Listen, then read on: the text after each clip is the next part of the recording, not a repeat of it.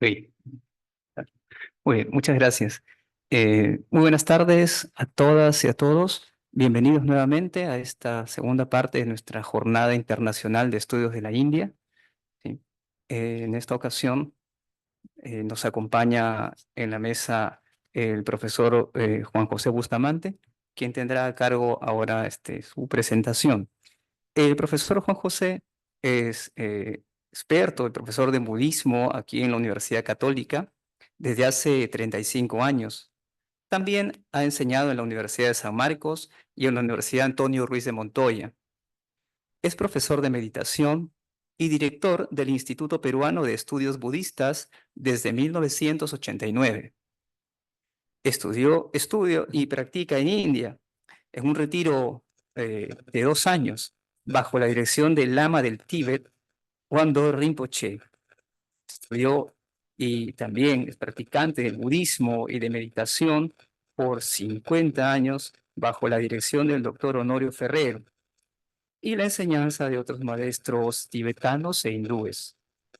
Es licenciado por la Universidad del Pacífico con una maestría en economía por la Universidad del Estado de Antwerpen en Bélgica.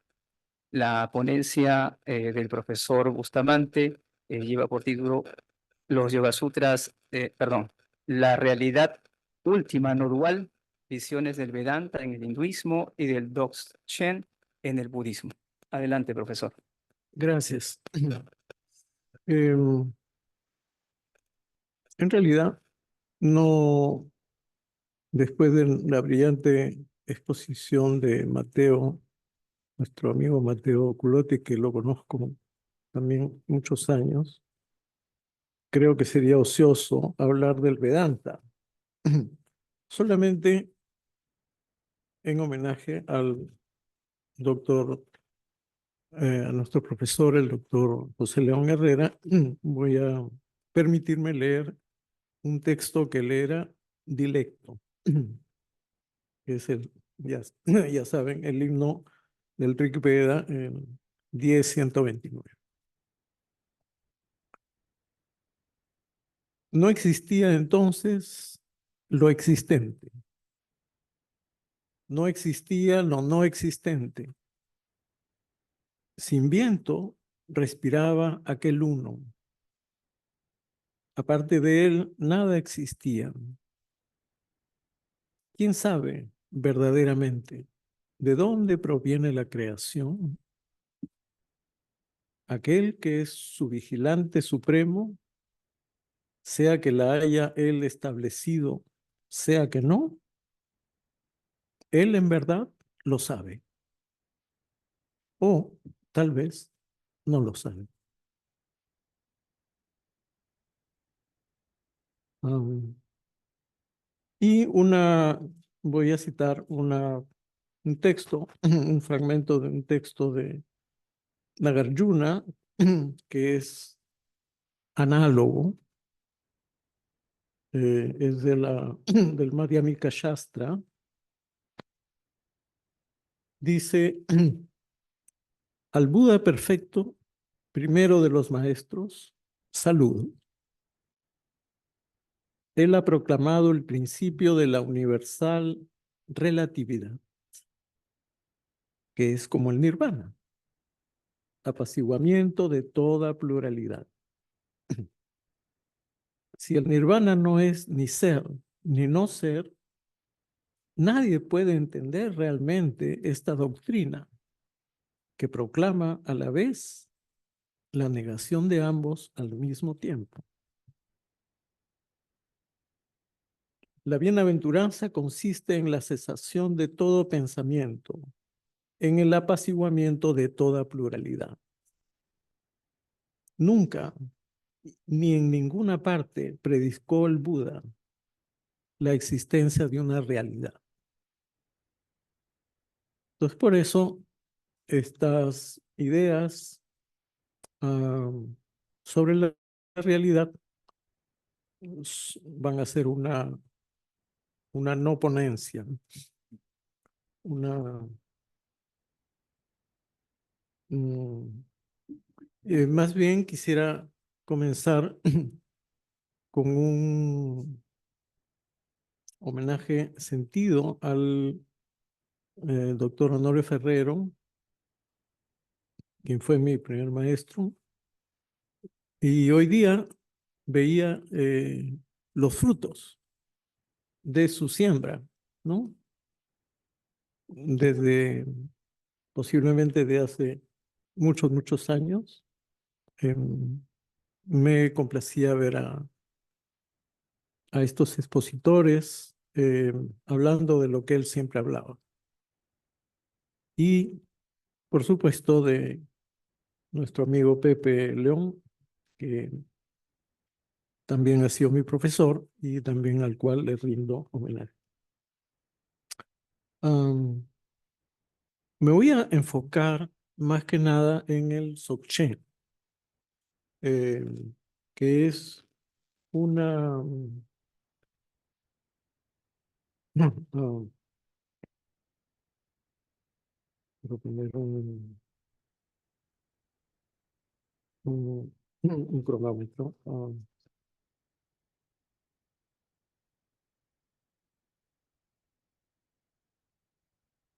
Ah,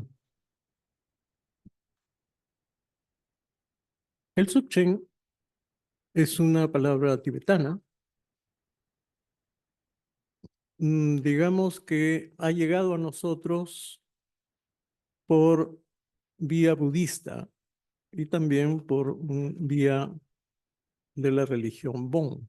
O sea, hay un Dzogchen Bonpo y un Dzogchen budista. La palabra Dzogchen significa gran perfección y que parecería que es una escuela, parecería que es una, un grupo de personas que estudian no solamente académicamente, sino también como una realización. El budismo, el Dzogchen no es una escuela, es el estado del individuo. Desde el punto de vista de la gran perfección, todos los seres humanos tienen una esencia perfecta en su mente, la cual está oscurecida por pasiones, deseos, tendencias, y el trabajo del Dzogchen es hacernos ver con claridad cuál es esa verdadera esencia del ser humano. Entonces, parecería que el Dzogchen recién aparece, hay problemas con el fechado, pero habría que acordarse que en la India el fechado no tiene ninguna importancia. Eh, Al contrario que en China y en otros ambientes culturales. Eh, el Dzogchen aparece probablemente en la India poco tiempo después del fallecimiento del Buda, pero es desarrollado en Tíbet a partir del siglo VIII, con la llegada de un gran maestro que se llamaba Padmasambhava. Sin embargo, eh, podríamos decir que ya desde la enseñanza del Buda se prefiguraba el Dzogchen, ¿no? Eh, entonces, por ejemplo, la noción de sufrimiento, que es central en el budismo es el camino para despertar del sufrimiento, ya aparece en la enseñanza del Buda, en la segunda noble verdad. La primera, recordemos, es todo es sufrimiento, sarvam dukkam. La segunda es samudaya, el surgimiento del deseo. El tercero, la cesación de la causa del sufrimiento, nirvana. Y después el camino, el óctuple sendero, para realizar este, esta realización de nuestras potencialidades. Si uno analiza con cuidado el, el sutra con el cual el Buda comienza su enseñanza, el sutra del el giro de la rueda del Dharma, encuentra que dice que la causa del sufrimiento es la sed, no dice el deseo. Curiosamente, o sea, dice tanja en Pali. Curiosamente, la mayor parte de libros budistas dicen que, según el Buda, la causa del sufrimiento es el deseo. Pero si uno va a la fuente, no dice el deseo, dice la sed.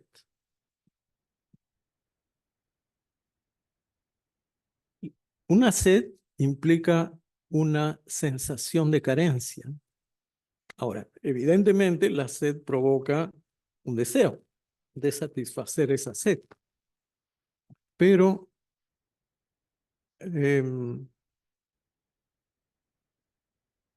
después han habido otras enseñanzas budistas y en el Dzogchen se habla de la gran completud. No hay carencia alguna. No hay, solo es una sensación de carencia. Como nosotros en nuestra vida cotidiana estamos tan ocupados, tan angustiados por el mundo lleno de estímulos, lleno de carencias físicas, materiales. Esto da que pensar a todos los seres que en realidad les falta algo. Pero nadie ha estudiado su mente, nadie ha mirado su mente. En el budismo es central la mente. Es, digamos, quizás una vía hacia el despertar particular, porque no, si bien hay filosofía, epistemología, etcétera, lo importante es tener una experiencia de plenitud. Entonces, es más bien un camino existencial, ¿no?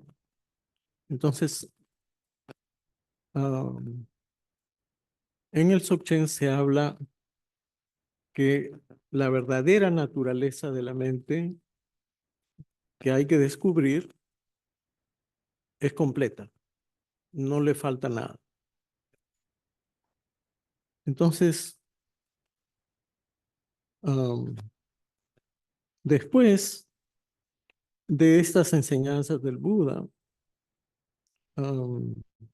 aparece la no dualidad en el Mahayana, la vacuidad. ¿Cómo ve el Dzogchen la vacuidad? Vacuidad, Shunyata,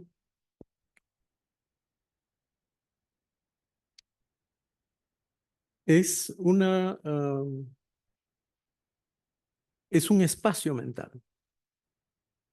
La vacuidad, si bien en todos los fenómenos existe la vacuidad, no solamente el vaso está vacío, sino que el micrófono está vacío de realidad inherente. porque lo podemos desarmar y ya no tenemos un micrófono. Entonces,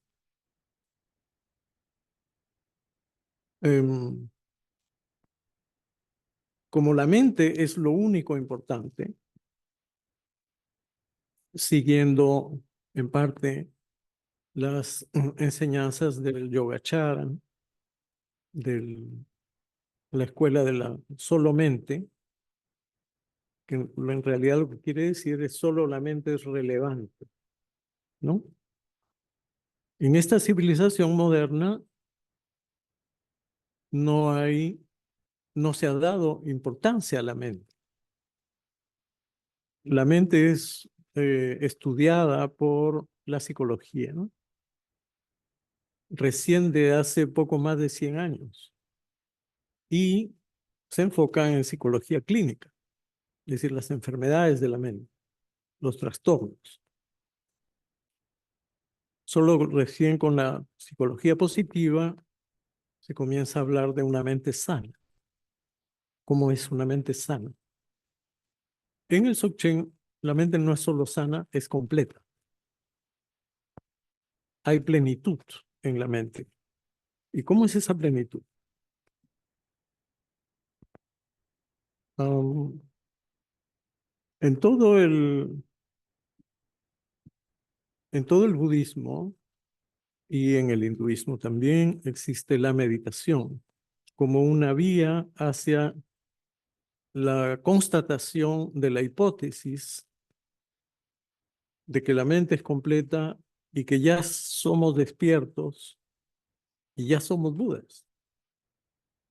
Buda quiere decir, por otro lado, viene de una raíz, but, que significa inteligir, darse cuenta. Entonces, podríamos decir que el Buda era el inteligente, el que se dio cuenta de cómo era su propia realidad. Y su propia realidad era la última realidad. No ninguna realidad provisional, pasajera, cambiante, circunstancial.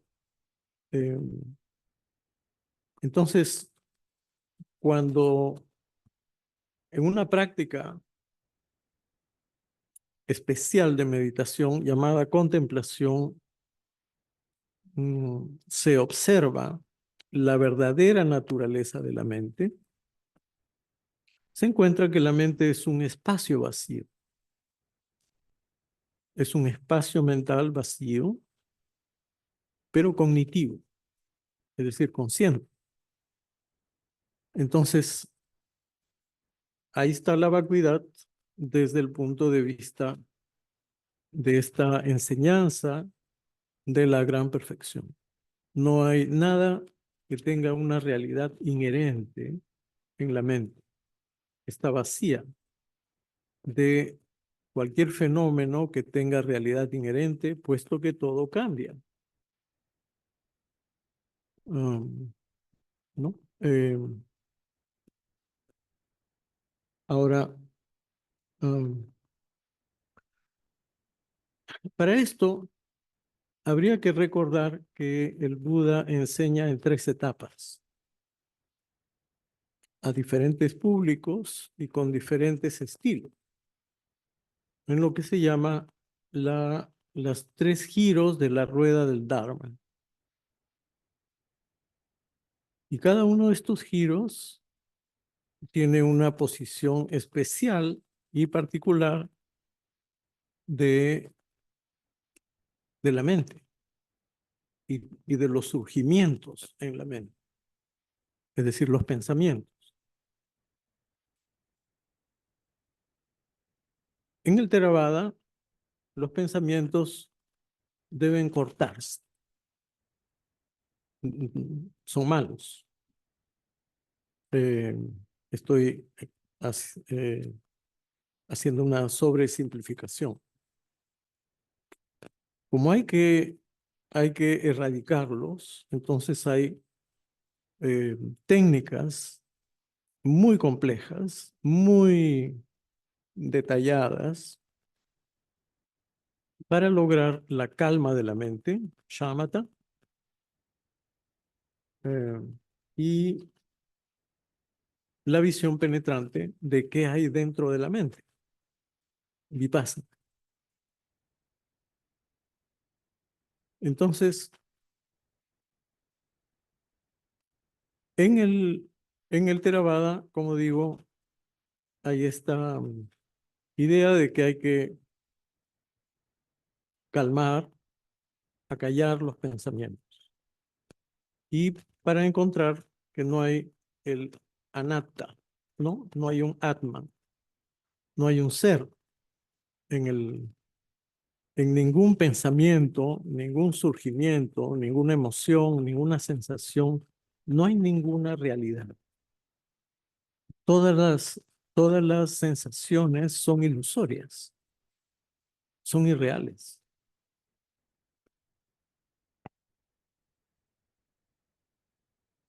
Entonces, en el Mahayana, también los pensamientos, digamos, son algo que hay que encontrar su vacuidad, shunya, es decir, cero. O sea, cero, ¿no? Silencio absoluto, no hay pensamiento.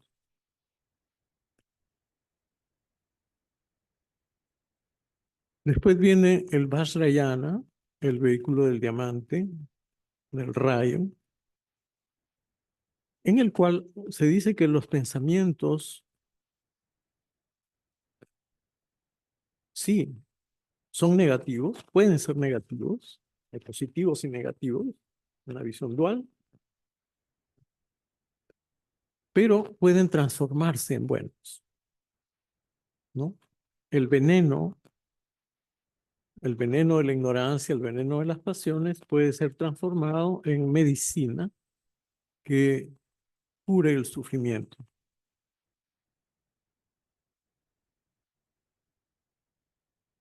En el Dzogchen, por el contrario, se considera que todos los pensamientos son perfectos.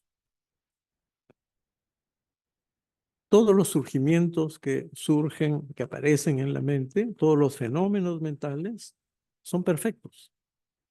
Si es que tenemos una mirada de reconocimiento de cuál es su origen. Entonces, la hipótesis de el Dzogchen es que todos los pensamientos solamente son conciencia vacía, vacía de formas, pero que ha adoptado formas provisionales, las cuales van a regresar a su fuente, a la vacuidad. Y entonces no hay ningún fenómeno mental que sea malo, así parezca, así lo parezca, ¿no? Por ejemplo, el sufrimiento, el dolor, el malestar, la cólera, la misma ignorancia, los celos, el orgullo, la ansiedad, la depresión. Si son vistos con ojos de reconocimiento, no hay, no hay imperfección allí. Todo es perfecto. Entonces, ya no se trata de transformar lo malo en bueno, sino reconocer lo bueno y integrarlo a la mente completa. Para efectos didácticos, se dice que hay un núcleo eh, puro, la mente prístina, y una mente superficial, eh, que es el yo, la mente operativa. Sin embargo, esto sería también una visión dualista.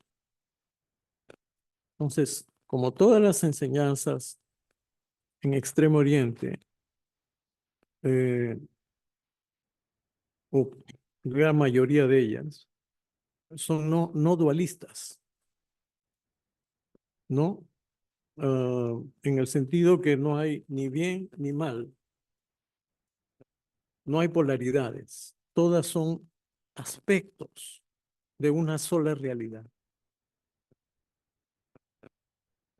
Entonces, si uno reconoce em, que no hay imperfección en las formas, hay liberación de la sujeción a esas formas, donde estamos apegados a las formas, estamos sufriendo debido a las formas mentales que surgen, debido a la angustia existencial, por ejemplo, debido al dolor, ¿no? Entonces, todos los pensamientos surgen de algo que técnicamente se llama la base o la fuente de los pensamientos, que no es otra cosa que la conciencia pura, la conciencia original, la conciencia en su estado natural.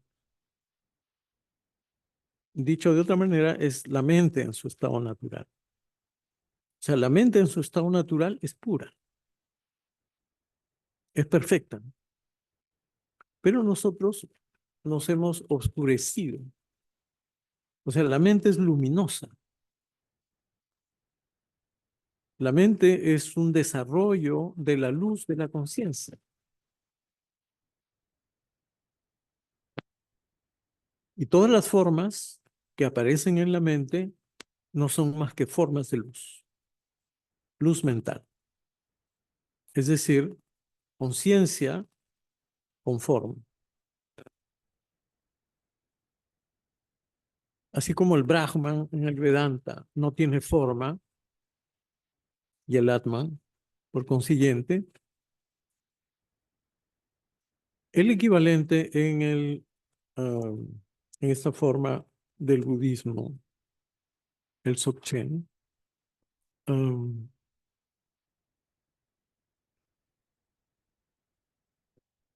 los pensamientos tienen forma, pero su esencia no tiene forma. ¿Y cuál es? ¿Y cómo enfocamos esto? ¿Cómo lo usamos a favor? ¿No? Em, existen dos fenómenos que van de la mano. Una es el autosurgimiento de los pensamientos y el otro, la autoliberación de los pensamientos.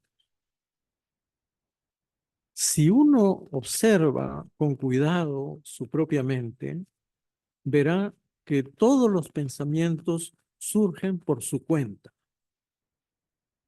El yo no decide qué pensamientos surgen. Esto podría ser polémico. Pero, por ejemplo, si fuese cierto que uno decide qué pensamientos surgen, ¿por qué tenemos insomnio? ¿Y por qué nos asaltan ideas en la noche que no nos dejan dormir? Bastaría con decirle a la mente, mira, no pienses en eso, duérmete, y ya uno estaría dormido. Pero los pensamientos tercamente surgen porque son independientes de nuestra voluntad. Hay la ilusión de que el yo crea sus pensamientos, de que el yo crea su mundo, cuando es algo que surge. Surge de manera independiente, surge de manera uh, autónoma. ¿Y cuánto tiempo surge? Un instante. Después de ese instante, donde los pensamientos se muestran, ¿qué le pasa a los pensamientos? Los pensamientos desaparecen y son reemplazados por otros pensamientos. y así sucesivamente. Entonces, no hay ningún pensamiento que cargue la mente. No hay ningún pensamiento que sea como la popular mochila de la cual algunos hablan, ¿no? Uno carga su karma, car- carga sus heridas psicológicas, carga sus traumas. Sí, claro que hay traumas, pero los traumas se registran en el sistema nervioso, no en la mente. La mente permanece prístina, pura, intacta, siempre. Esto no es una afirmación gratuita. Esto es algo que viene experimentándose por parte de los practicantes del Dzogchen. Y ellos ven esto como la realidad última. La mente es la realidad última, pero no la mente aparente, sino la mente completa. Cuando se conoce que la mente es vacía de realidad y que, sin embargo, tiene un poder cognitivo, un poder de conocimiento, entonces eso es como exorcizar todos los sufrimientos. Ya no hay dolor, porque se ven tal como son, se ven vacíos. ¿Y cuándo es que se ven vacíos? Cuando los pensamientos cesan. Y aquí hay otra conexión interesante con la primera enseñanza del Buda, cuando él pone en movimiento la rueda del Dharma por primera vez. Él habla en la tercera noble verdad de la cesación del sufrimiento, ¿no? Nirvana, eh, la cesación del fuego de la existencia. Entonces, los pensamientos, cuando están agitados y cuando son dolorosos, son un fuego para los seres humanos. La gente está preocupada con su situación de salud, su situación familiar, su situación económica. Es como vivir en el infierno para muchos, ¿no? Habría que hacer un paralelismo con la definición de infierno cristiana, ¿no? Eh, para el cristianismo, el infierno es simplemente estar privado de la presencia de Dios. En el Dzogchen, el infierno, el samsara, sería estar privado de la percepción directa de la pureza de la mente, de la conciencia prístina, la conciencia pura. Entonces, parece curioso que estemos hablando de una esencia de la mente en el budismo, cuando es sabido que en el Mahayana nada tiene esencia propia. Muy bien, entonces, ¿cómo es esta esencia de la cual habla el Dzogchen? Es una esencia pura, quiere decir vacía. O sea, la esencia es vacía también. Solo que su calificación, su cualidad, la cualidad de ese vacío no es la nada, es la conciencia. O sea, es un vacío consciente. Entonces, el Buda, cuando enseña el tercer giro de la rueda del Dharma, en algunos pocos sutras del Mahayana y después en los tantras, se encuentra la noción de una esencia, solo que no es una esencia material,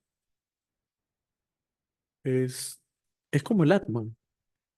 Por eso el Vedanta y el Dzogchen son diferentes, pero análogos, ¿no? Son muy parecidos.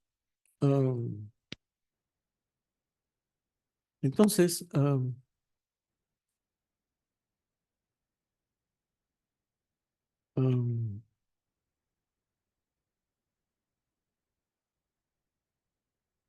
ahora, el,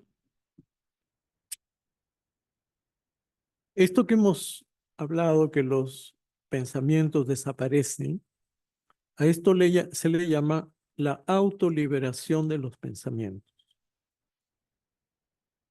Mucha gente que hace meditación o que observa su mente usa muchas técnicas y hace muchos esfuerzos para vaciar su mente, para calmar su mente.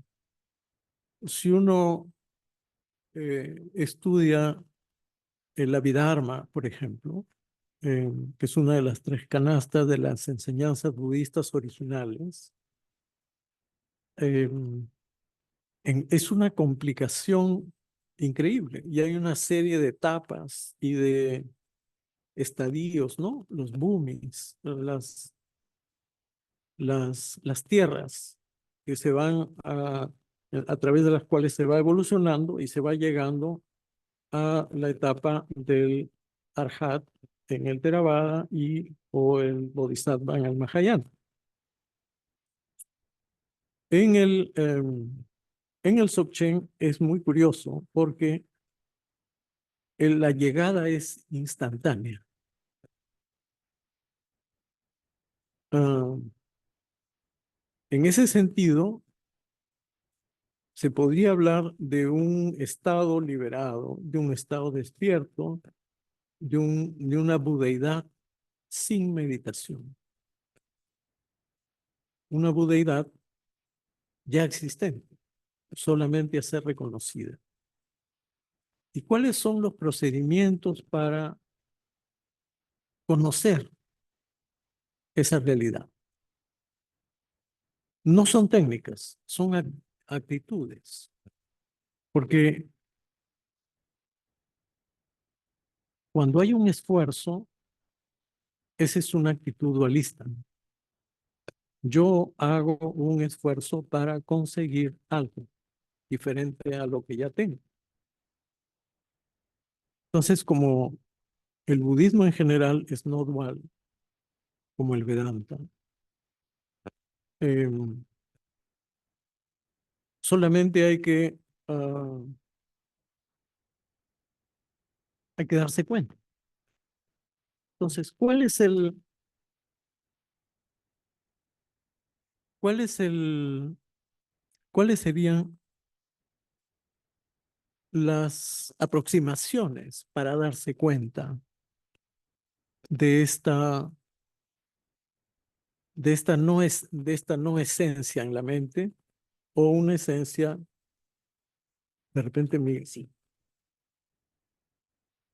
Ah, ya. Ah, era el teléfono. Bueno, gracias.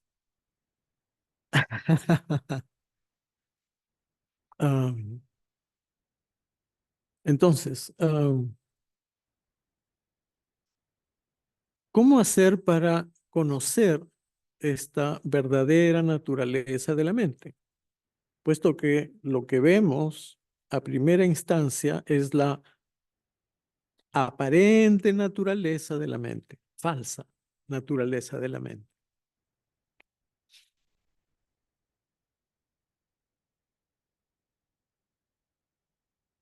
El primer procedimiento, que es un no procedimiento, porque no hay nada que hacer, se llama el trekchot, que quiere decir cortar a través de las tensiones. abrirse paso a través de la estructura de la mente. La mente es una estructura compleja. ¿Por qué? Porque la hemos creado. Ese es el karma. Desde que nacimos, y quizás de existencias anteriores, quizás, no interesa en este momento, desde que hemos nacido hemos creado un yo. Hemos perfeccionado casi una imperfección llamada yo. Entonces, este yo tiene una percepción de la realidad, tiene deseos, tiene sed, tiene carencias, tiene sufrimiento, tiene dolor y tiene transitoriedad. Todos intuimos que vamos a morir. Y eso es, quién sabe, el sufrimiento más grande, perder la identidad. El budismo ya decía que no hay identidad, no hay un yo real. El yo es una herramienta, un instrumento, ¿no? Es una hechura, ¿no? Ahamkara, ¿no? Eh, el yo se hace, no es natural. Um, entonces,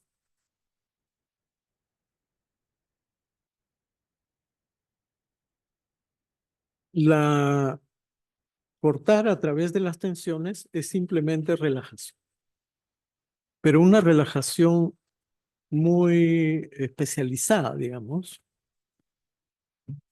Um,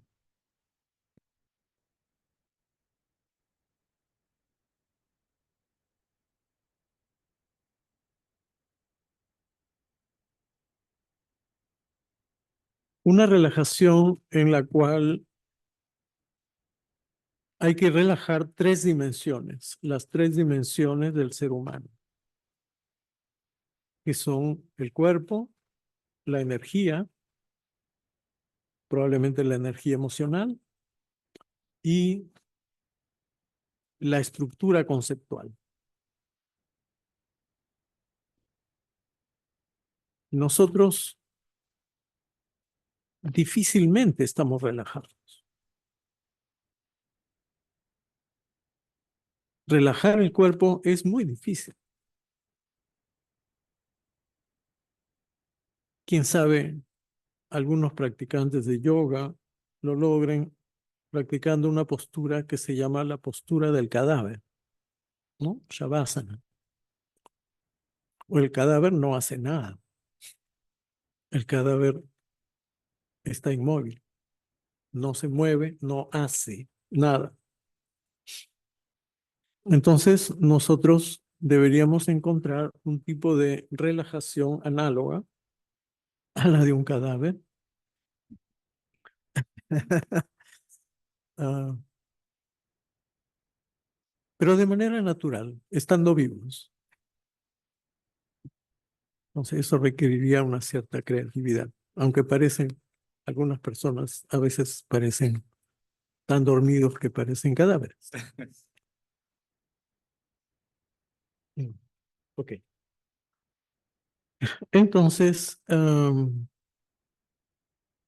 mediante esta relajación del cuerpo se llega a la relajación emocional, porque en el cuerpo está el sistema nervioso. El sistema nervioso central y los varios sistemas nerviosos periféricos, que son autónomos. Ese es el gran obstáculo, que el sistema nervioso periférico o autónomo no obedece nuestra voluntad. Entonces se pone tenso sin querer, sin que uno quiera.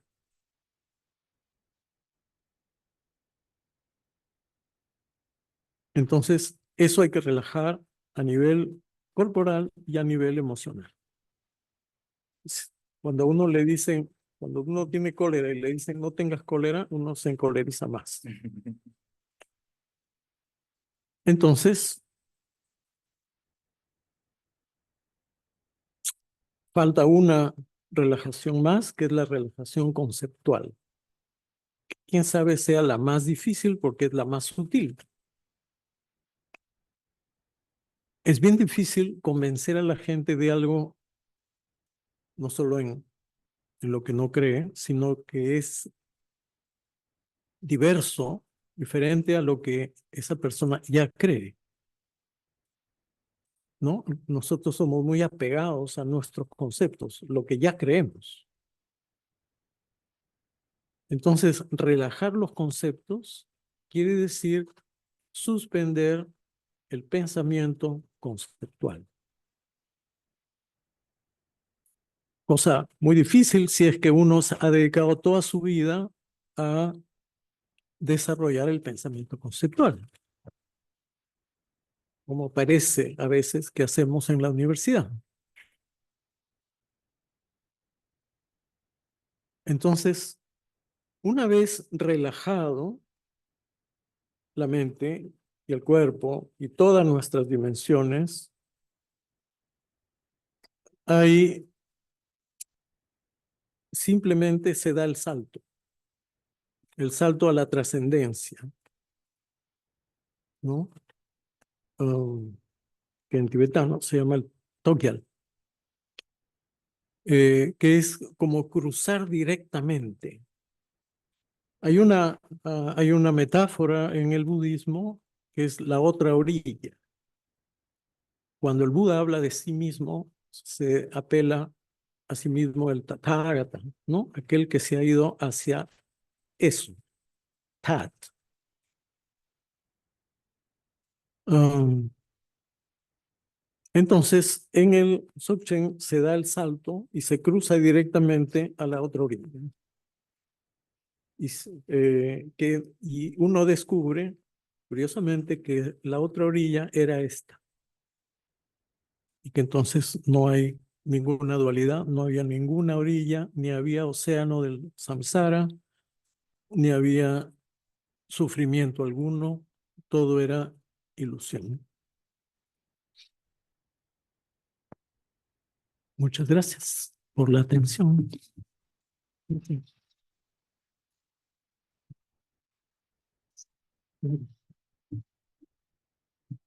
Muy bien, le agradecemos al profesor Bustamante por esta eh, interesante y complicada exposición acerca del Poco académica.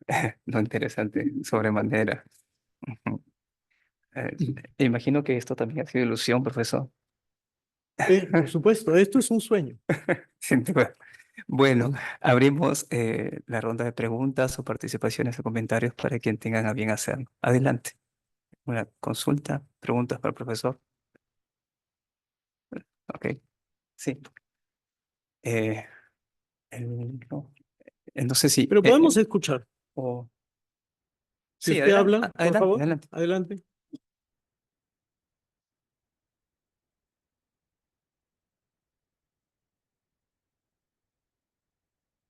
Profesor nomás. Muy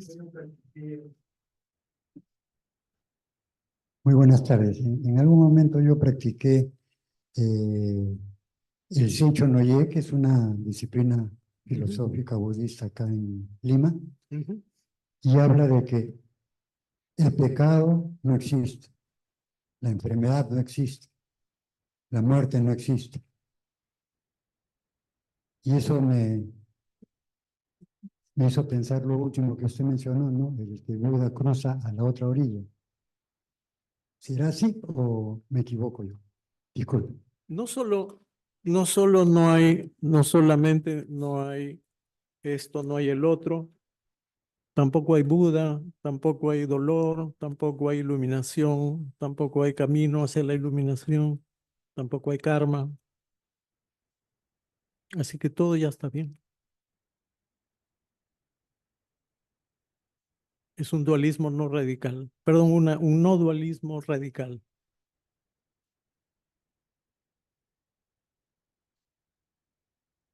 yo me permitiría hacer una pregunta también. Y es sobre ese tema del vínculo entre la tradición del Dzogchen con la propia enseñanza del Buda histórico, del Buda Shakyamuni. Am, ¿En qué episodio, porción de las enseñanzas del Buda podemos encontrar esta conexión con la tradición del Dzogchen o con la tradición del Vajrayana en general, ¿no? Pensaba que, bueno, la tradición del Theravada reclama ser la más antigua, en tanto que tiene como objetivo preservar la enseñanza del Buda tal y como fue ofrecida. Ahora, tal y como fue ofrecida, ha tenido reelaboraciones posteriores, ciertamente, pero bueno, esa es la aspiración del Theravada. Y el Mahayana, que habría surgido después, y ese habría, lo ponemos en condicional porque se van descubriendo textos cuya cronología coinciden con los textos más antiguos del Theravada. Pero en todo caso, el Mahayana busca también fundar su autoridad en la enseñanza del Buda y le atribuyen al Buda enseñanzas que más bien habrían sido compuestas con posterioridad, ¿no? Eh, en el caso del Dzogchen, ¿cuál sería el punto de encuentro con esta tercera vuelta, tercer giro de la rueda del Dharma? La primera, el Dhammacakka Sutta, ¿no? Eh, la, el giro, el sutta de la puesta en movimiento de la rueda del Dharma. Como digo, habla de la sed, que si no hay sed, hay liberación. Entonces, si no hay sensación de carencia, hay liberación. Entonces, la sensación de carencia es un sueño.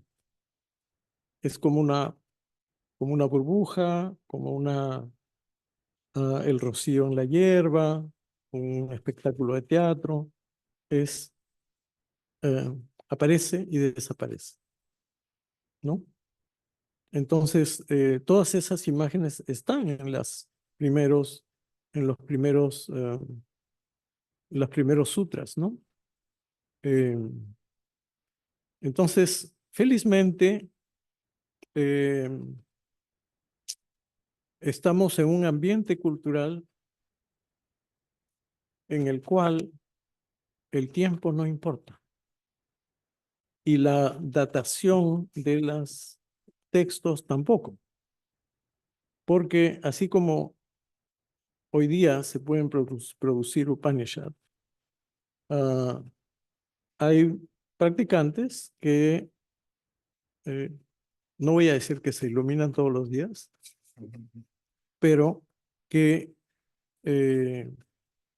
tienen despertares todos los días, ¿no? Entonces, y eso es un sutra, eso es un sutra, un tantra, es técnicamente es un doha, ¿no? Una canción de realización. Entonces, y eso se produce constantemente hoy en día. Entonces, no, en realidad es una cortesía el tratar de conectar el budismo con una fuente, perdón, el Dzogchen con una fuente previa. Pero eso sería otra dualidad, ¿no? Entonces tampoco en realidad interesa. Lo haríamos por razones académicas, ¿no? Muy bien. Agradecemos. No sé si hay alguna otra intervención, alguna consulta. Sí, adelante. Gracias. Muy bien. Sí, Juan José, muchas gracias. Eh, bueno, definitivamente homologar todo el budismo es una tarea bastante compleja, dado que es todo lo que ha surgido después de la muerte del Buda, más o menos hace 2600 años, ¿no? Eh, Está la primera aparición de la escuela Theravada y lo que se maneja con el lenguaje Pali, como por ejemplo lo que has mencionado, Tanja, o la primera verdad que es dukkha, ¿no? La existencia es dukkha, según el Buda, y que dukkha casi todos lo han traducido como sufrimiento, cuando de pronto, buscando las raíces pali, ka es espacio y du es confinamiento, es casi un confinamiento de la mente en lo que está sumergida en la humanidad. Y entonces, esta tarea de homologar las distintas ramas que han surgido en estos 2600 años es difícil, y hasta pareciera que muchas de estas ramas son opuestas y se contradicen, ¿no? Y por eso cuesta un poco tratar de encontrar, por ejemplo, en la escuela Theravada, una referencia a la no dualidad. Prácticamente en la versión Theravada, en el Canon Pali, se habla básicamente de Nirvana, el Nirvana en Pali. Y el Buda es muy escueto cuando habla del Nirvana. Y en su descripción del Nirvana no menciona prácticamente la no dualidad, ¿no? Entonces, ¿encontrarías tú, Juan José, alguna referencia de algún sutra especial donde se mencione la no dualidad en la escuela propia que sostiene el Canon Pali? Ajá, eso estoy buscando. Hay una referencia contundente, ¿no? Ah, a ver si encuentro. Eh,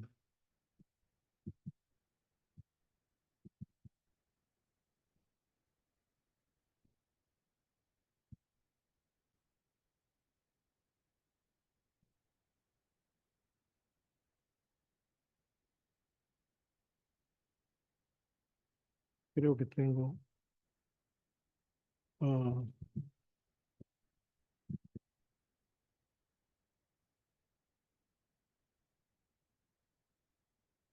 ah, bueno, no era este. Quizás. Pero no hay tres.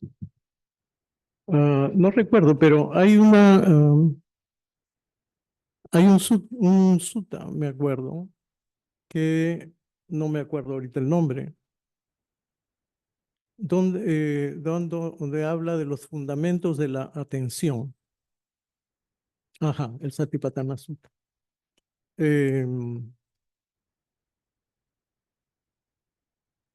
Dice que cuando hay atención a la conciencia, solo hay conciencia, no hay más, ¿no?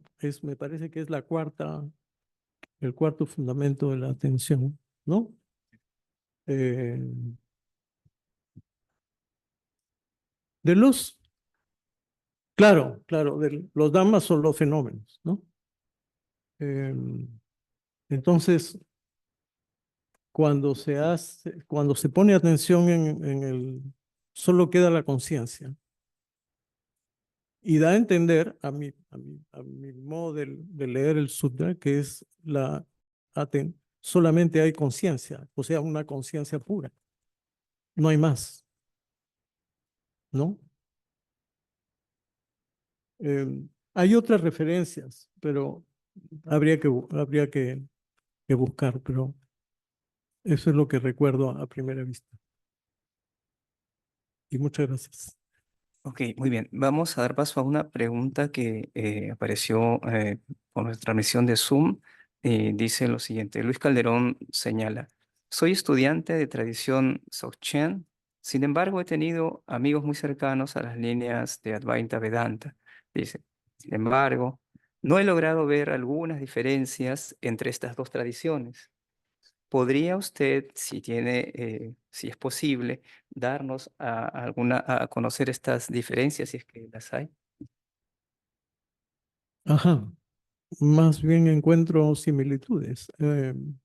Recuerdo muy bien una conversación que tuvo lugar aquí en la universidad, en un aula, entre el doctor Ferrero, que era profesor emérito de la Católica, y Swami Tilak, que era un vedantino, un swami, que no sé si hay alguien aquí tan viejo que lo recuerde, él andaba descalzo. Y eh,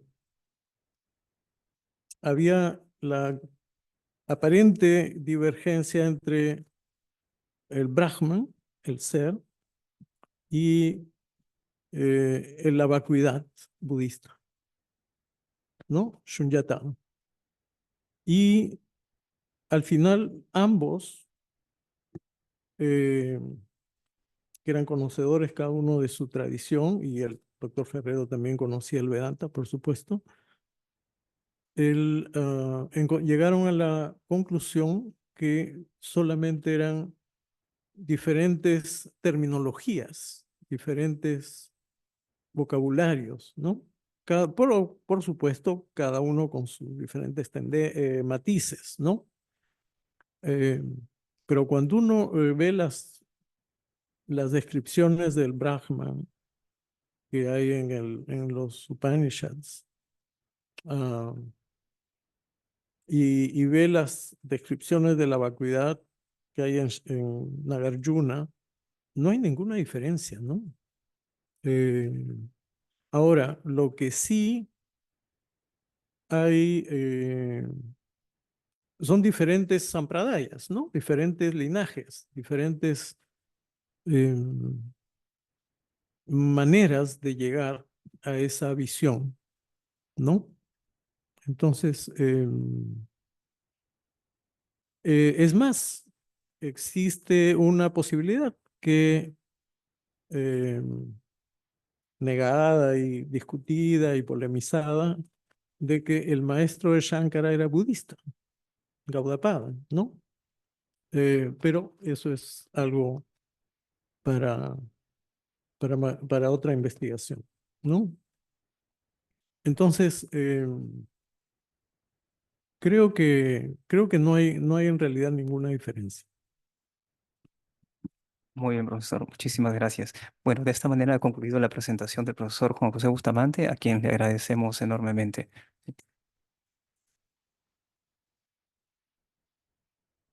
Ok. Continuando con el programa, nos acompaña aquí en la mesa Manuel Ato Carrera, ¿sí? Él es doctorando en Filosofías y Religiones por la Escuela de Estudios Orientales y Africanos, SOAS, de la Universidad de Londres, en Inglaterra.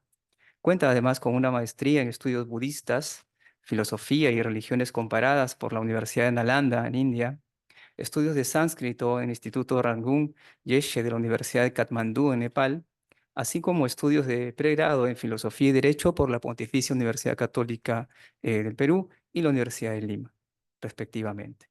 Ha sido coordinador del Centro de Estudios Orientales de la Católica entre el 2005 y el 2010, bajo la dirección del doctor José León Herrera, y es actualmente investigador del Instituto Peruano de Estudios Budistas, bajo la dirección precisamente del profesor Juan José Bustamante Solari. Entre sus intereses académicos destacan la filosofía comparada de la India y del Asia, las religiones comparadas y los estudios budistas, particularmente en su dimensión ética y social. La ponencia de Manuel lleva por título Los Yoga Sutras de Patanjali y el Sol de los Comentarios del Rey Boya, una lectura filosófica. Adelante. Muchas gracias, Vladimir, por la presentación. Quería comenzar por señalar que es un verdadero placer poder compartir la mesa con nuestro querido Juan José, a quien me aprecio de considerar un maestro, un mentor. Recuerdo la primera clase de budismo con él aquí en el Centro de Estudios Orientales en el año 2001. Y desde entonces no nos hemos separado. Espero del camino que nos convoca tanto en lo académico como en la dimensión práctica también, que a veces se entienden como ámbitos separados, pero que están, especialmente en las tradiciones de la India, profundamente unidos, ¿no? Junto con ello, bueno, tenía un último comentario a partir de lo que mencionaba Juan José al final, esta perspectiva de la no dualidad que él viene retratado en su presentación, puede tener también una referencia bibliográfica interesante para una de las preguntas que llegaban por Zoom en el caso de David Lloyd. David Lloyd es este filósofo estadounidense que se ha formado en Japón, en Singapur, es doctor en filosofía, y que tiene un libro precisamente que lleva por título La no dualidad, que ha sido traducido al castellano. No recuerdo si Kier es la editorial que lo publica, pero en todo caso es un texto que precisamente compara las tradiciones del Vedanta con el budismo, entre otras, planteando esta idea de aquello que los hermana, ¿no?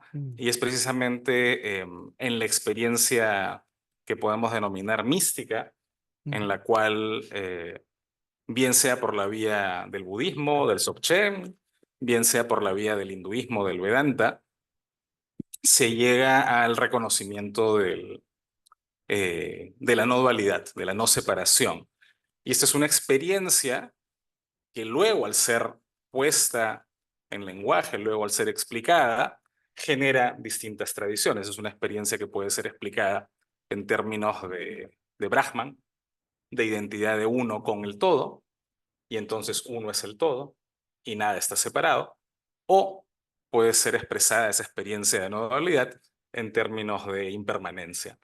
Y entonces todo es impermanente, en clave budista todo es interdependiente, y como todo es interdependiente, nada está separado, ¿no?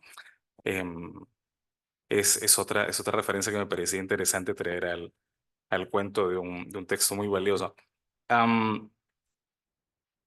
Luego, ya entrando en materia, pues permítanme disculparme doblemente. Uno, porque tenía una presentación que no le he podido abrir en la computadora, que se me ha malogrado. Espero poder con mis apuntes recrear los puntos principales que quería compartirles sobre los Yoga Sutras.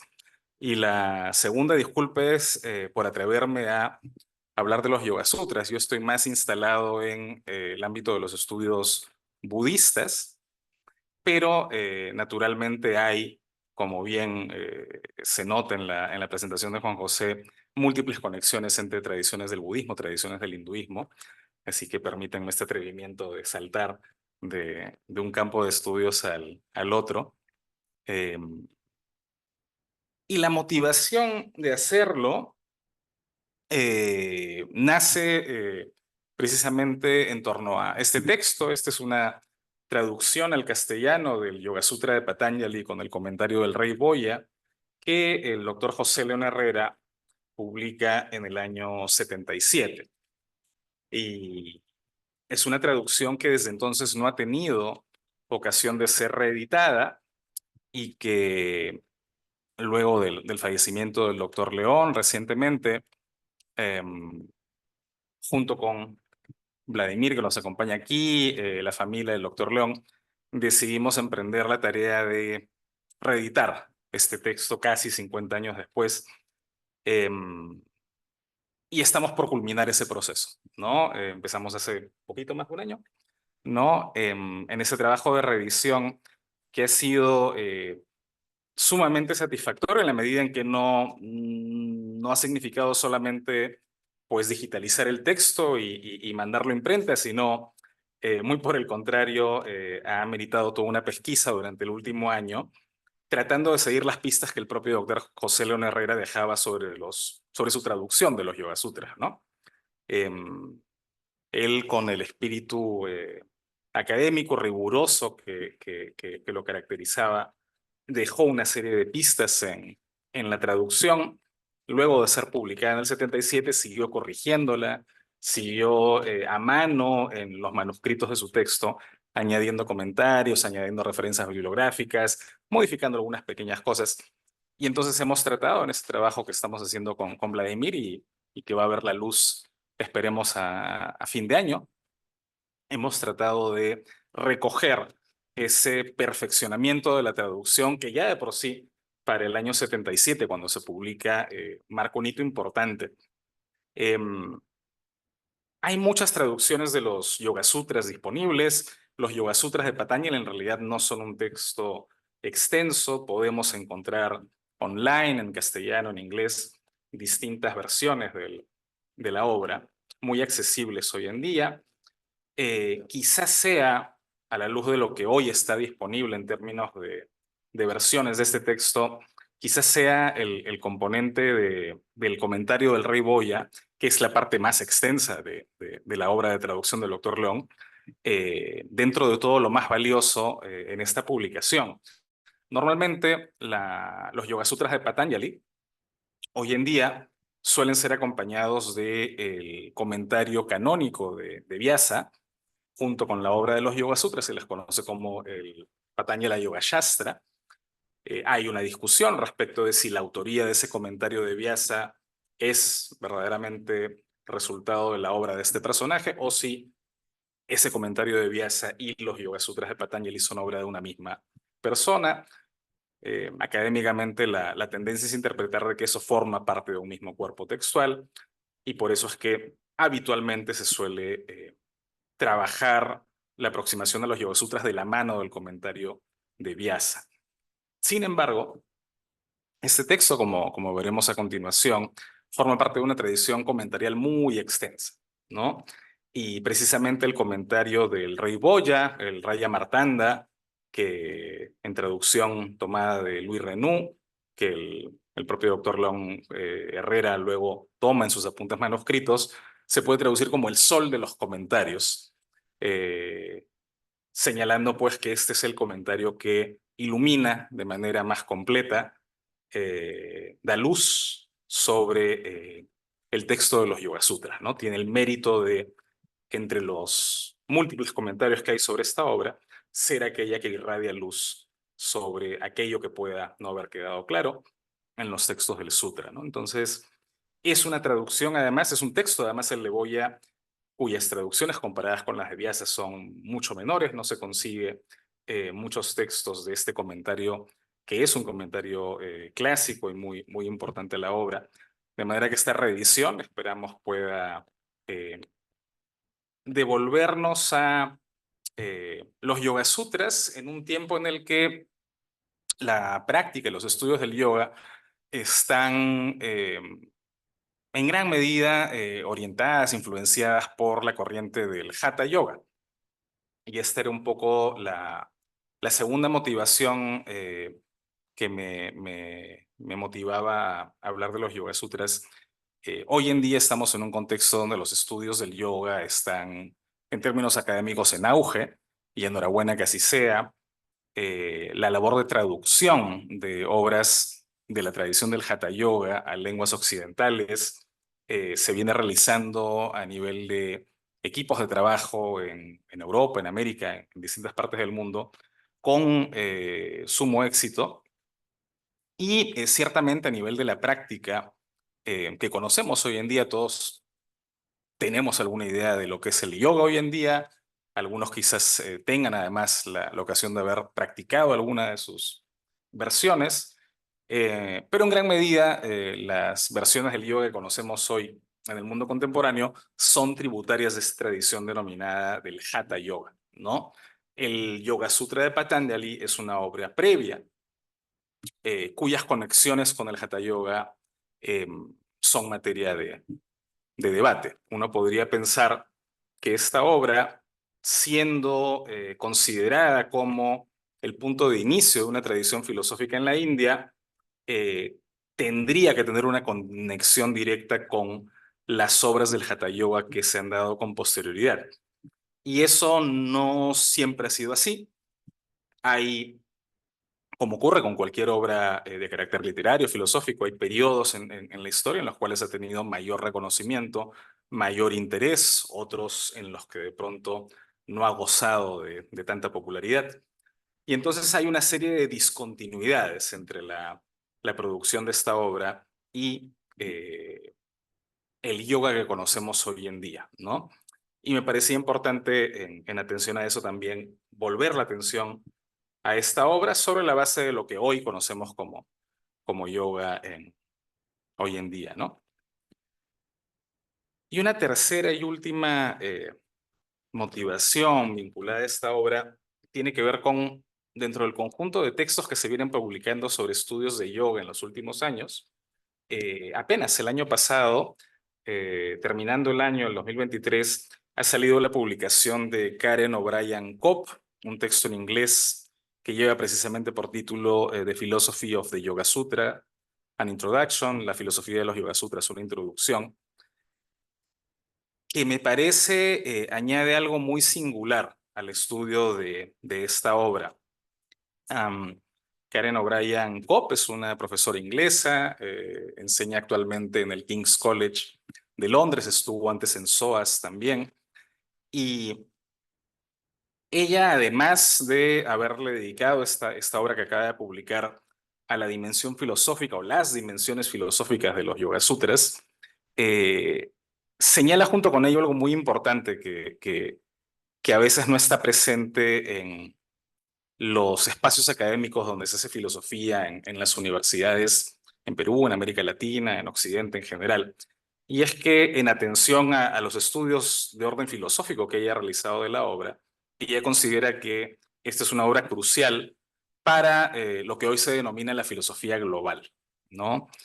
La filosofía global está lejos todavía de ser una realidad, es una apuesta académica con la que Karen O'Brien Cobb se identifica y con la que ciertamente en lo personal me identifico también. Durante largo tiempo en nuestras especialidades de filosofía se ha privilegiado el estudio de la filosofía de fuente griega, al punto de incluso haberse sostenido durante buen tiempo que solo la filosofía que provenía de la antigua Grecia y que había sido heredada a Occidente por la intermediación de Europa, de Alemania, de Francia, etcétera, merecía ser reconocida como filosofía, ¿no? Felizmente esa es una posición que en décadas pasadas ha sido ya largamente superada. Se considera y se aprecia el valor filosófico de obras como esta a nivel universitario en las especialidades de filosofía, pero estamos todavía muy lejos de rendirle verdadero tributo a textos como este, ¿no? Si hacemos la comparación con lo que tenemos hoy en día en términos de acervo filosófico proveniente de Grecia, las traducciones con las que contamos han pasado por varios procesos de revisión de generaciones tras generaciones tras generaciones de traductores. Son textos cuyas traducciones se siguen perfeccionando, que vienen siendo estudiados hace ya buen tiempo. Y entonces lo que nos llega hoy como contenido de la antigua Grecia ha pasado por todo ese proceso de filtro, de reflexión colectiva en una empresa que ha tomado muchos años, por no decir siglos, ¿no? En el caso de las filosofías del Asia, particularmente aquí de este texto de filosofía de la India, estamos todavía en un proceso donde sí hay algunas traducciones más recientes que se presentan como versiones mejoradas del texto, pero todavía eso no llega a significar que en las especialidades de filosofía de nuestras universidades se le dé la atención que ameritaría a estos textos, ¿no? Todavía la filosofía de la India sigue ocupando, desafortunadamente, un rol de curso lectivo, de dato secundario, cuando claramente lo que hay de contenido filosófico en obras como esta ameritaría un abordaje mayor. De manera que entonces esta idea de entender la filosofía como un producto global, que no depende de una sola tradición, como es la griega, sino que se nutre de lo que ocurrió en la India con su propia historia filosófica, lo que ocurrió en China con su propia historia filosófica, da lugar a esta idea de filosofía global, filosofía intercultural, en la cual Karen O'Brien Cobb sitúa esta obra como un clásico que ameritaría ser estudiado al lado del Teteto, del Fedón, de los diálogos platónicos, etcétera, ¿no? Y para ahondar un poco en lo que O'Brien Cobb nos indica, pongamos un poco en contexto esta obra. Esta obra, ¿por qué se considera un texto que significa un punto de quiebre en la historia de la filosofía de la India? Hay, efectivamente, como bien lo señalaba Juan José, un problema con la cronología de estos textos en la antigua India.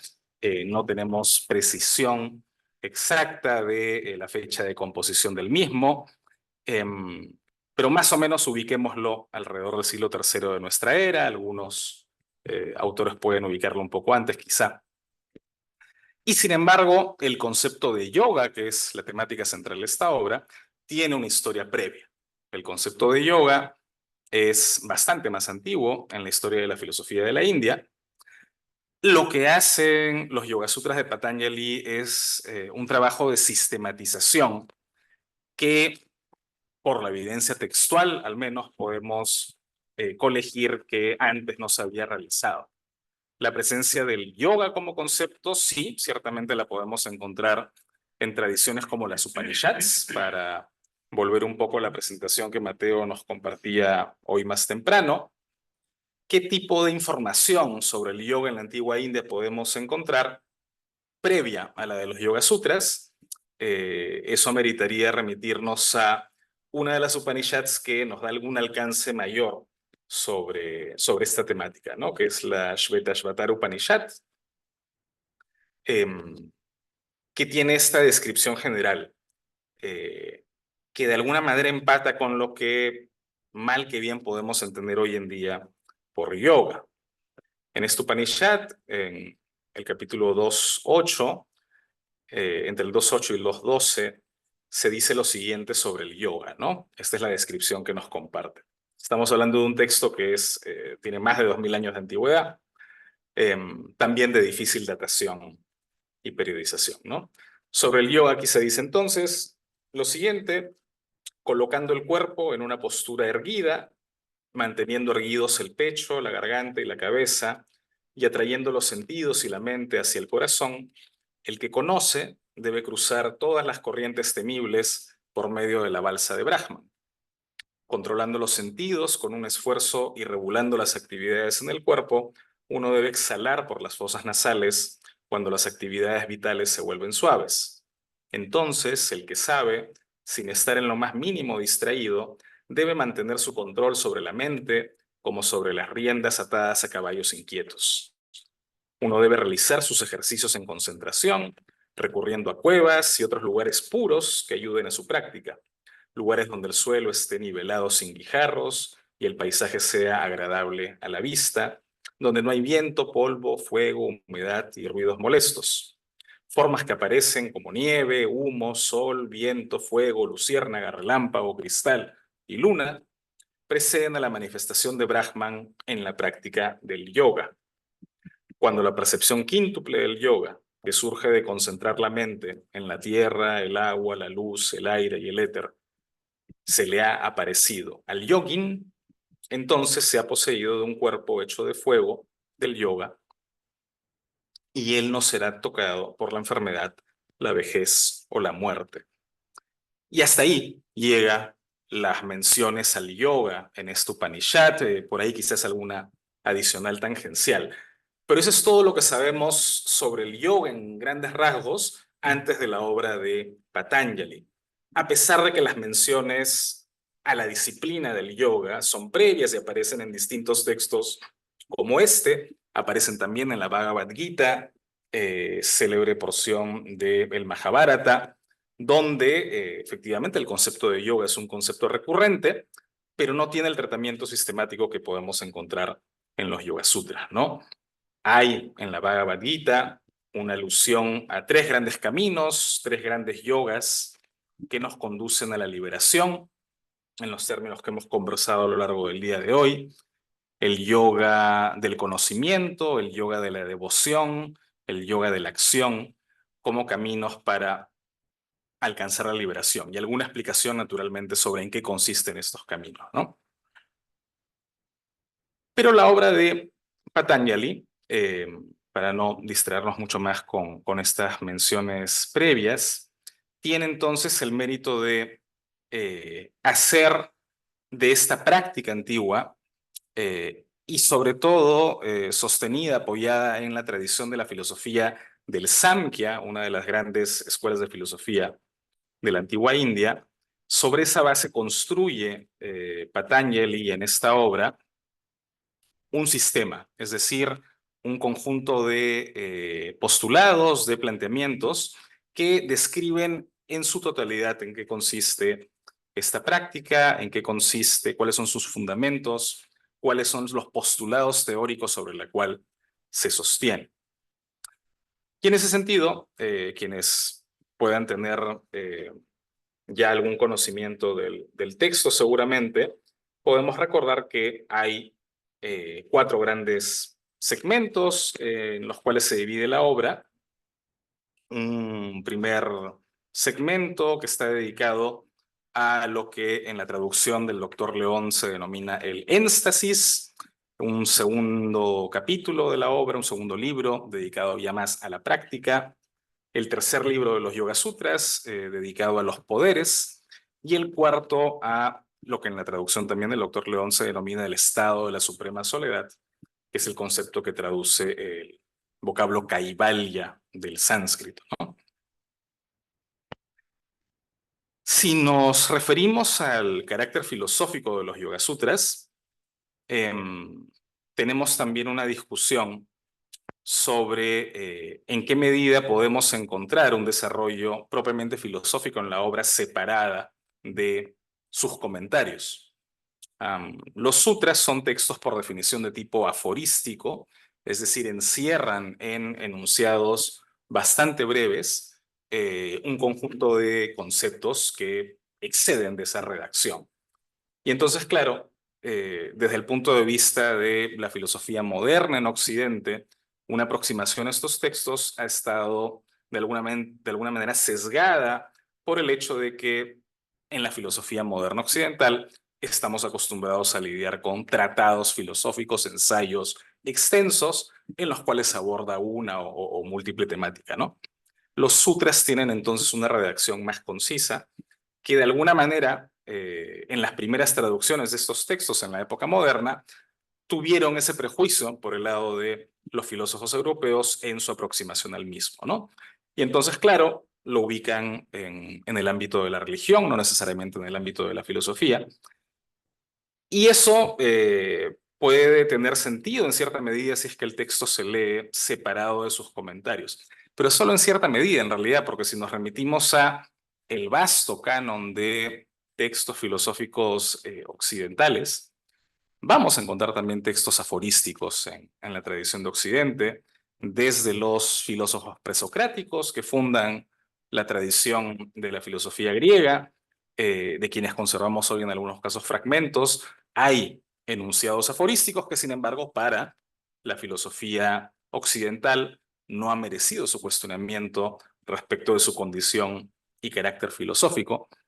Y hasta tiempos más recientes, si pensamos en las últimas obras de Nietzsche, su libro póstumo, La voluntad de poder o La voluntad de dominio, es un texto también de carácter aforístico. Nietzsche escribe a veces pequeños párrafos, a veces pequeños enunciados, de eso se compone un libro, y nadie ha dudado en la tradición filosófica de Occidente que se trata de una obra de valor filosófico, ¿no? Entonces, el hecho de estar frente a un sutra, a un texto que, reitero, tiene un carácter conciso, sucinto, no debería significar restarle valor a su condición de texto filosófico, que de hecho la tiene. Pero más todavía, si es que acaso la cortedad de los sutras pudiera invitarnos o desanimarnos más bien a no valorarlos filosóficamente, queda claro que su lectura acompañada de los comentarios, especialmente aquellos comentarios clásicos que se han dedicado a la obra, queda claro entonces que sí hay un desarrollo más completo que podría asemejarse más quizás a lo que conocemos como filosofía en Occidente. Y veamos para ello algunos breves ejemplos, si el tiempo lo permite, remitiéndonos a 3 o 4 casos alguno de cada uno de los libros de este texto, ¿no? Vayamos primero entonces a la definición que Patanjali hace de yoga en el libro primero, el sutra segundo del libro primero, bastante conocido, que traduce del sánscrito el sutra, el enunciado Yogas Chitta Vritti Nirodha. En la traducción del Dr. León, yoga es la completa cesación de las modificaciones de la mente. El sutra se limita a decir que eso es el yoga y luego sí hay algún desarrollo bastante limitado de qué es lo que eso puede significar, ¿no? Sin embargo, en el comentario de Boya tenemos varias páginas que expanden el significado de yoga como la completa cesación de las modificaciones de la mente. La lectura de este comentario, entonces, ciertamente nos introduce al campo de la filosofía de la mente, muy en boga hoy, especialmente en la tradición anglosajona de filosofía, en los Estados Unidos, en Inglaterra. Y es un texto que tanto en el sutra como en el comentario de Boya nos plantea una exploración respecto de nuestra propia experiencia de la mente. Finalmente, la reflexión filosófica en cualquier tradición nos remite siempre a una experiencia directa, a un conocimiento directo de las cosas. Y en este caso, si el objeto de estudio, si el objeto de investigación es la mente, el acento de los Yoga Sutras en su exploración de la mente pasa por la propia experiencia de esta. Y entonces Patanjali parte por reconocer que nuestra experiencia de la mente es una experiencia de modificaciones, es una experiencia de cambios, de alteraciones. Es un término que se puede traducir de múltiples maneras, pero que dicho de otra forma, podemos entender como la actividad constante de la mente. La mente o la conciencia están constantemente abocadas al conocimiento de algo, al conocimiento de esto, al conocimiento de aquello. La actividad de la mente es precisamente esa, y entonces está permanentemente abocada a distintas modificaciones. Si me dedico a estudiar esta obra, mi mente se modificará, estará adquiriendo la forma de lo que encuentro en el estudio de esta obra. Si por el contrario me pongo a pensar en lo que voy a hacer más tarde, luego que termine esta charla, mi mente se modificará su atención respecto de esta obra y se dirigirá a tomar la forma de aquello en lo que estoy pensando para más adelante. Y esa es la actividad constante del pensar. El yoga que nos propone Patanjali como actividad central consiste en la cesación de esta actividad. ¿Y cuál es el sentido de plantearnos aquello que parece contraintuitivo? Si la actividad de la conciencia es permanentemente conocer y estar abocada a los distintos fenómenos del mundo, ¿cuál es la motivación para dedicarnos a una práctica que conduzca a su cesación? La motivación está precisamente anunciada en lo que adelantábamos con el concepto de Kaivalya, alcanzar el estado de la suprema soledad, que es un término análogo a lo que podemos conocer con moksha, con liberación, que en la terminología de esta obra se denomina Kaivalya, ¿no? La liberación entonces pasa por el ejercicio de la conciencia de aquietarse a sí misma y en este aquietarse a sí misma poner en suspenso su actividad habitual, poner en suspenso su modificación constante, modificaciones que nos pueden traer distintas emociones, placenteras, displacenteras, y al aquietar esa actividad y al suspender esas modificaciones, poder conocer cuál es nuestra verdadera realidad. Los Yoga Sutras tienen, como les decía hace un momento, esta entrada en el ámbito de la filosofía de la mente. Tienen también en consonancia con ello, un desarrollo sobre la ontología y la metafísica del Samkhya, pero también en el ámbito filosófico tiene una dimensión ética.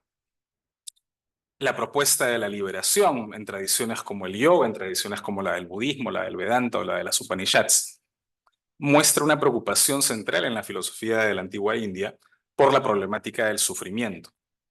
Si es necesario cesar las modificaciones de la mente, si es necesario alcanzar el estado de la suprema soledad, es porque de alguna manera nuestra presencia y actividad en el mundo está sujeta a la experiencia constante del sufrimiento. Las modificaciones de la mente nos conducen permanentemente a la experiencia del sufrimiento.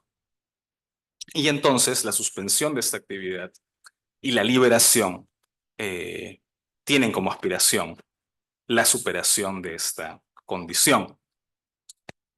Y necesariamente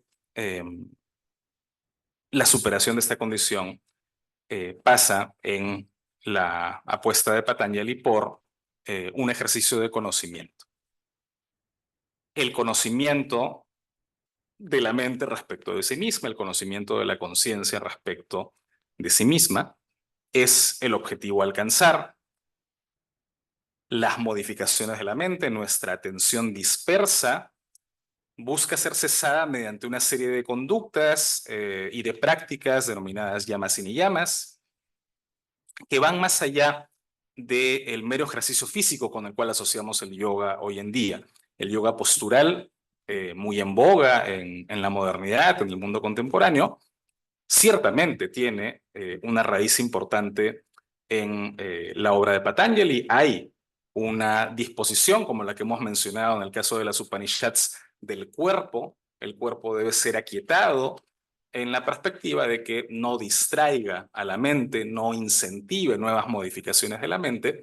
Y entonces la distinta dinámica postural que conocemos del yoga supone un dominio del propio cuerpo, no por el dominio del propio cuerpo en sí, no para alcanzar algún prodigio físico en sí, sino más bien para que ello coadyuve la mente a conocer lo que debe conocer.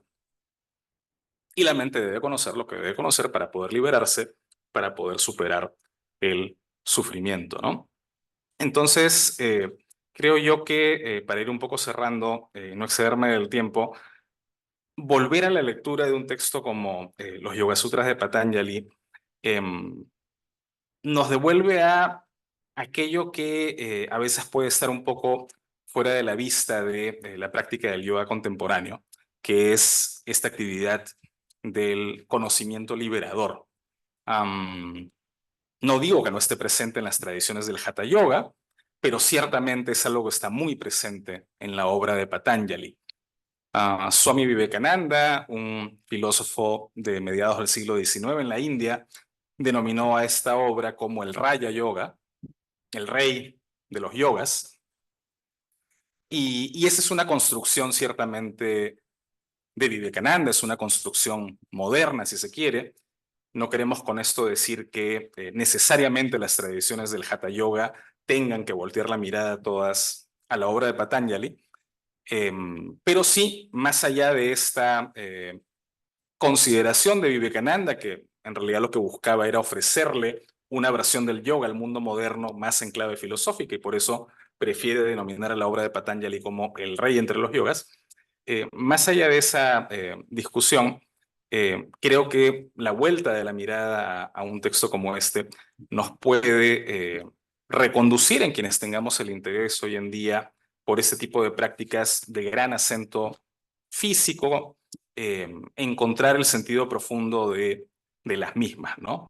Un ejercicio de descubrimiento de nuestra verdadera realidad, que para decirlo en clave del Samkhya, de la filosofía ontológica y metafísica que el yoga de Patanjali sostiene, supone reconocer que la realidad material no es nuestra verdadera esencia, no es nuestra verdadera realidad. La realidad última es la realidad de la conciencia.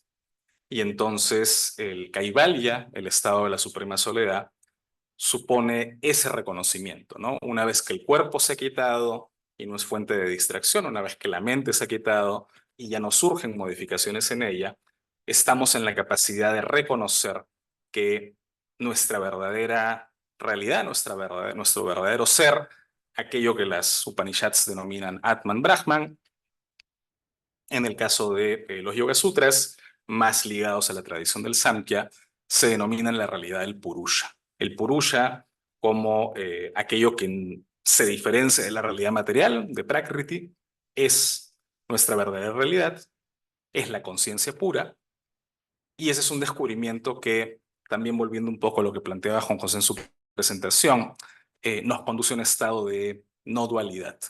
Dejamos de percibirnos como entes separados, como un yo y como un tú, y reconocemos en nuestra verdadera esencia de conciencia una identidad con la conciencia pura que textos como este denominan el Purusha, ¿no? Yo dejaré ahí esta breve presentación y gracias por su atención.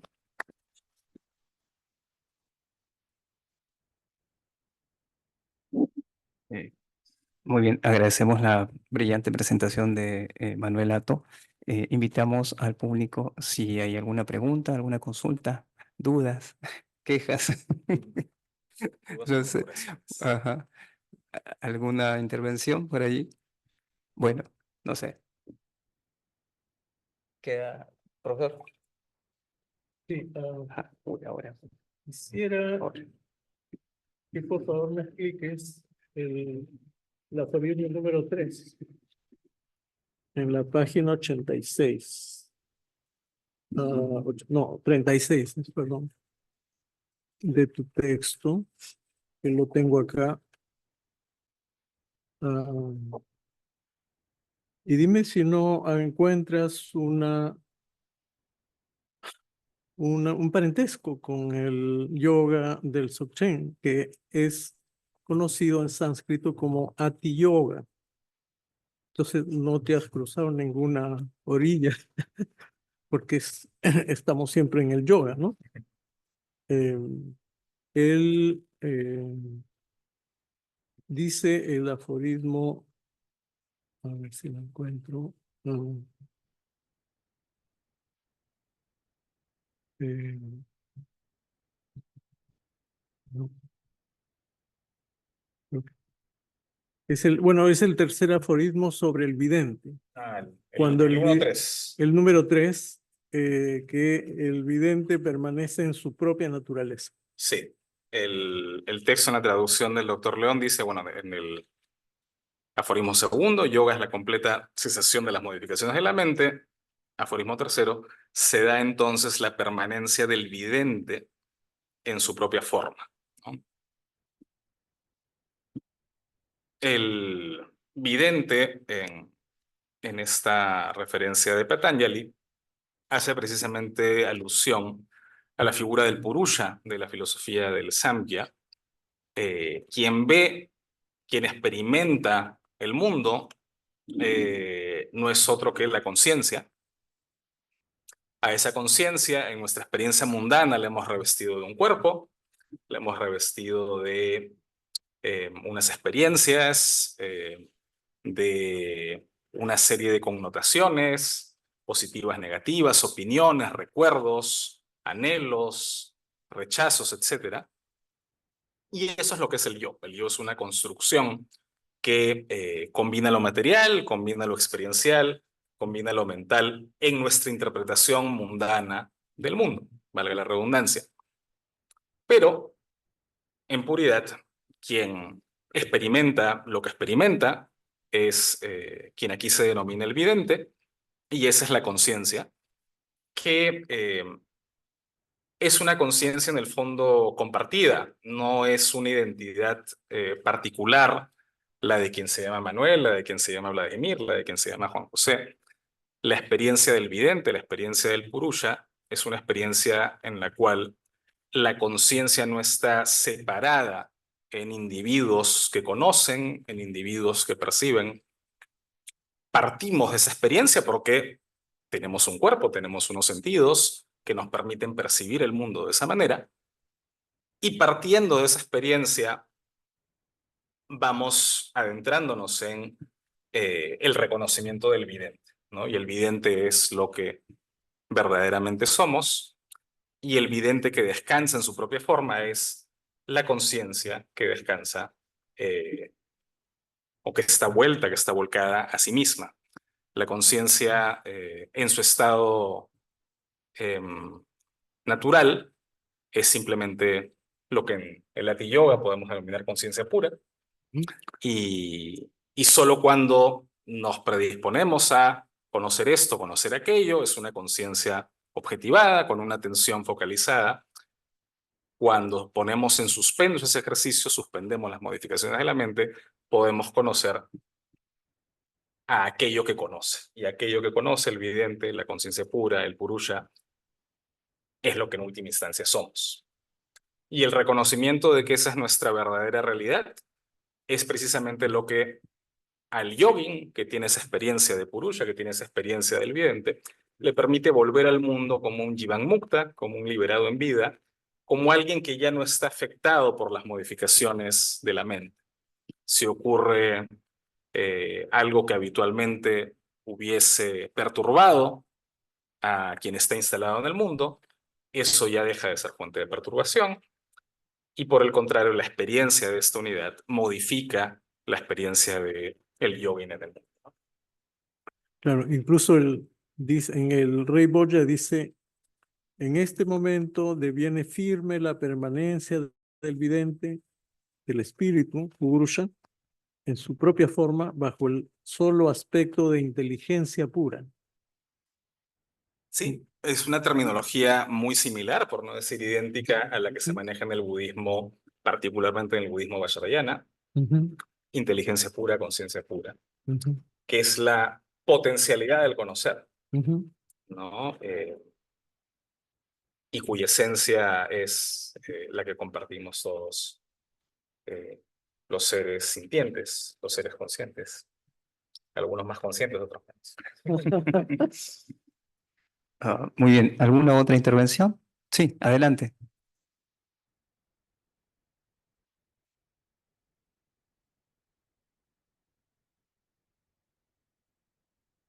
Gracias por la ponencia.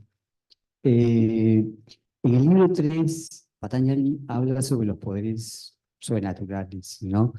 Y eso deja entrever que son consecuencia de la práctica que él sugiere o explica en el libro anterior.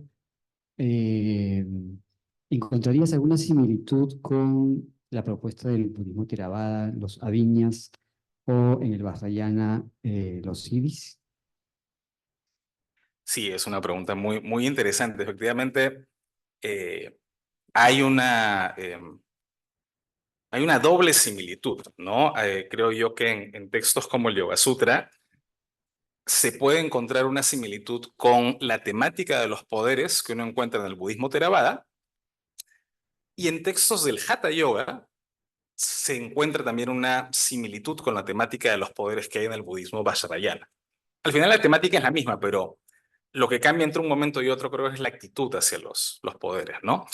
Tanto en el caso de los Yoga Sutras de Patanjali como en el canon del budismo Theravada, uno puede encontrar que el practicante de cualquiera de estas dos tradiciones, en su evolución como practicante, va a encontrar signos que son denominados poderes, que de alguna manera dan cuenta de su progresión en su camino espiritual.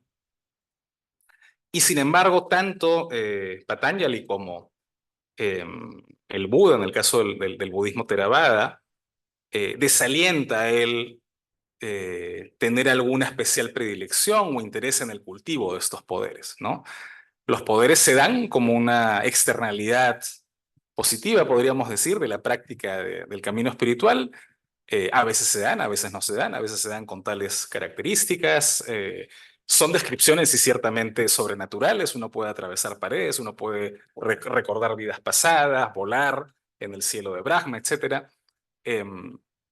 Pero se describen con una sobriedad muy interesante, ¿no? Porque uno podría deleitarse con este camino, ¿no? Que lo puede conducir a uno de estos prodigios sobrenaturales.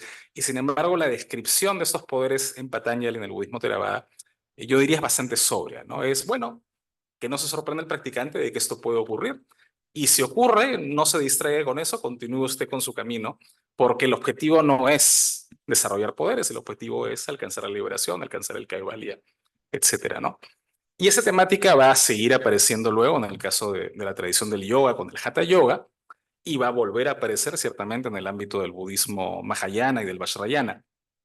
Pero creo que en ambos casos, y en ambos casos por la influencia del Tantra, que es este tramado común que en la India medieval influye tanto en el budismo como en las tradiciones filosóficas y religiosas del hinduismo, en ambos casos el Tantra de alguna manera anima al desarrollo de estos poderes, ¿no? Entonces uno puede encontrar en obras del Hatha Yoga y en obras del budismo Vajrayana un deleite especial por el cultivo de los poderes, no porque necesariamente estos signifiquen un objetivo en sí mismos a seguir, sino porque su logro, de alguna manera, hace de quien los detenta un practicante avanzado, un maestro que entonces tiene, por haber conseguido estos logros, la posibilidad de ser reconocido como un gran maestro, ¿no? Entonces, hay un cambio de actitud, yo diría, con la temática de los poderes conforme progresa la historia del yoga, conforme progresa la historia del budismo,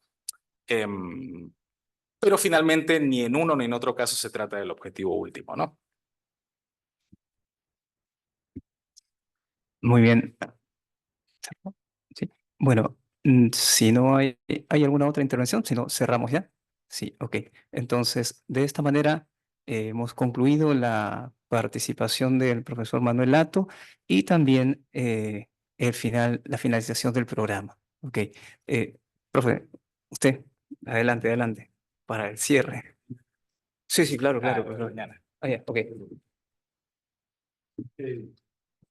Muy bien.